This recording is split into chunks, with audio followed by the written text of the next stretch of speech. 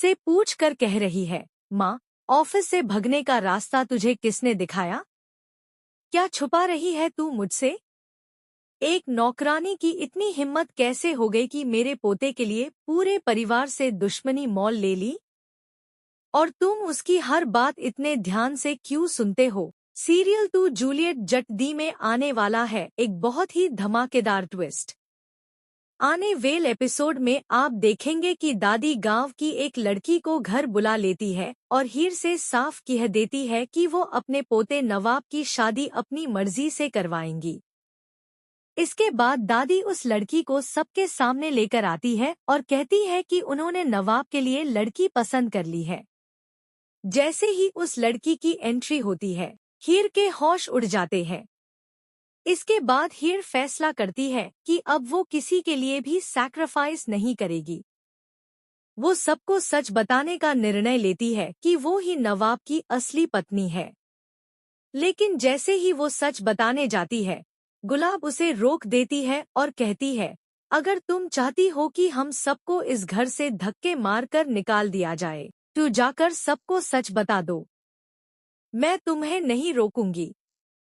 ये सुनकर हीर परेशान हो जाती है और उसे समझ नहीं आता कि वो क्या करे। ना हीर कुछ कर पाती है और ना ही नवाब। दोनों इस शादी को रोकने में नाकाम रहते हैं। तब गुलाब हीर से कहती है कि कुछ दिन के लिए नाटक कर लो। शादी से पहले हम उनसे पेपर्स पर साइन करवा लेंगे। इसके बाद बिल्कुल ऐसा ही होता है। दादी दोनों की शादी पक्की कर देती है। रोका हो जाता है। मेहंदी और हल्दी की रस्में भी शुरू हो जाती है। लेकिन जब शादी का दिन आता है, तब कहानी में एक बहुत बड़ा ट्विस्ट देखने को मिलता है। हीर बुरी तरह परेशान हो जाती है। यूं समझ नहीं आता कि वो अपने परिवार को बचाए या अपने प्यार और अपने पति नवाब को।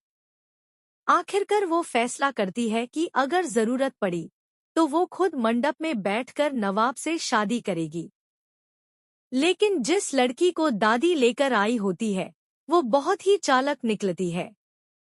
वो दादी से हाथ मिला लेती है और कहती है, सबसे पहले हीर को इस घर से बाहर निकलना होगा, तभी ये शादी हो पाएगी।